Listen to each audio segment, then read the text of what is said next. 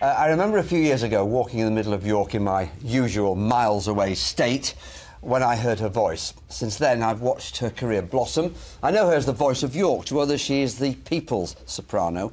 Rebecca Newman has sold thousands of albums, and I've introduced her on stage quite a few times in concerts in Yorkshire as well. Well, she's also sung with Russell Watson and Aled Jones, and yesterday she launched her latest album, Dare to Dream. We'll chat to her in a moment, but first, here she is singing the title song.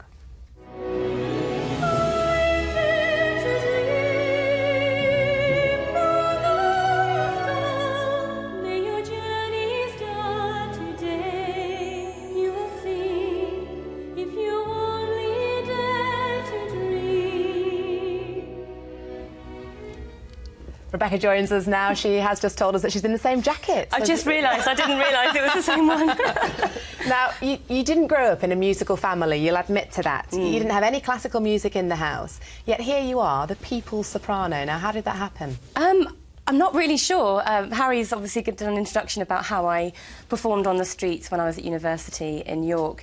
And no, I didn't come from a classical music household. I think the only thing we had that was classical was the Star Wars soundtrack. But I had this voice that didn't fit into any other kind of genre. I used to sing with my friends in the playground singing pop songs, and I could tell that I could sing in tune and I could sing a bit louder, but it didn't really fit into it. So it wasn't till I was 14 and I discovered the Phantom of the Opera that I discovered I had more of a soprano voice. Is it a difficult life to make a living what you do? Because it is very, very hard work, isn't it? It is. You can't do it unless it is absolutely your driving passion.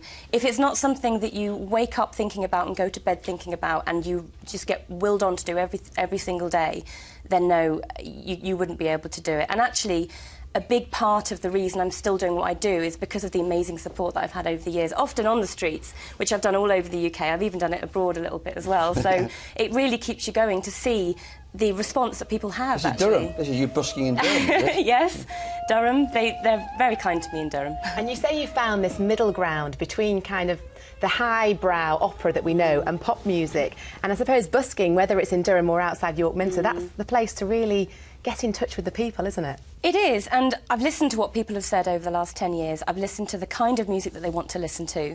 And the title track on the album, Dare to Dream, is actually my own song that I wrote. There's a couple of original songs on there and some lesser-known songs. And what people have said is that they want new music to come through in the genre. They want something that is maybe a little bit more accessible and possibly is a bit of a bridge to people discovering more about opera and about classical music. I tell you what, it'd be great, but I'm looking forward to listening to it. I do a bit of singing, but I just don't go on about it, that's all. Lovely to talk to you, Rebecca. Thank you for having me. OK, let's have some weather, Mr Hudson. I've got a few pictures in the forecast. Thank you very much. Well, that's as far as we go here. Rebecca, you've got a singing lesson in Garforth to get to, believe it or not. That's it. Nicola will be back at 10:30 with the late news, and we'll all be back at the same time tomorrow night. From all of us. Bye-bye. See you then.